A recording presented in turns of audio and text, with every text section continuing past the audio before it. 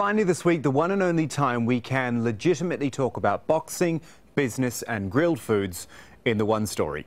Hopefully that is enough of a clue, but for those of you not aware of either the Rumble in the Jungle or the lean, mean, fat-reducing grilling machine, they are both the product of boxing legend George Foreman, two-time world champion, estimated to be worth $250 million, and a recent visitor to Doha. So sports reporter Richard Parr sat down with him to talk sport and business. Former two-time heavyweight champion of the world, Big George Foreman. Take the boxing.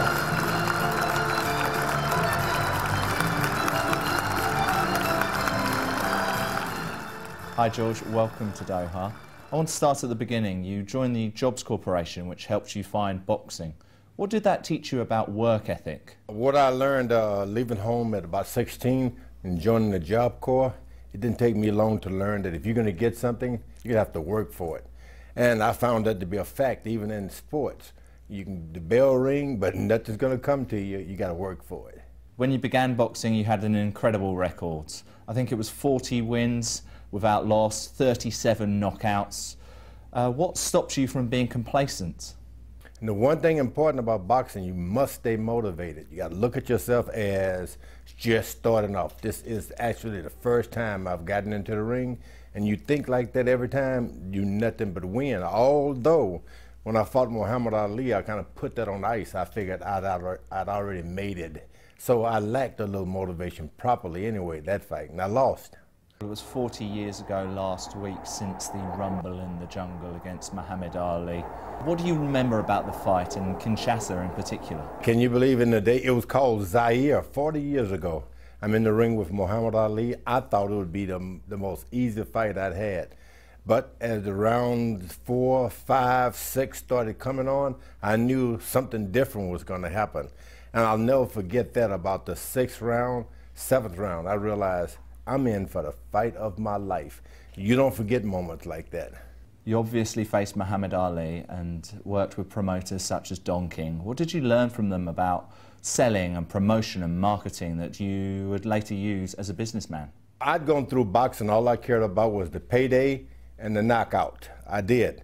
But then having 10 years out of boxing, I looked back at Don King, Muhammad Ali, and all these characters.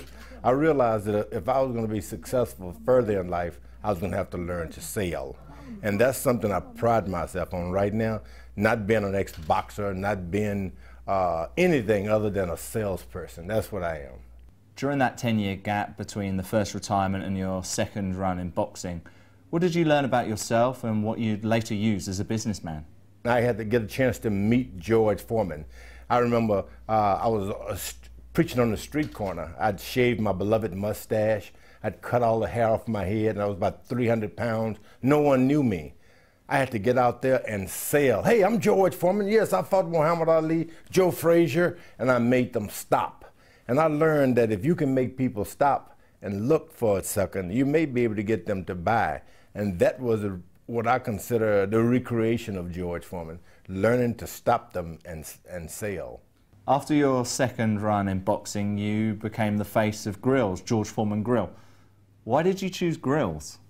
I'd already been a hit on Madison Avenue, selling everything from McDonald's to Meineke Car Care. And so one friend said, George, you're making all these products and these people wealthy. Why don't you get your own product and make yourself wealthy?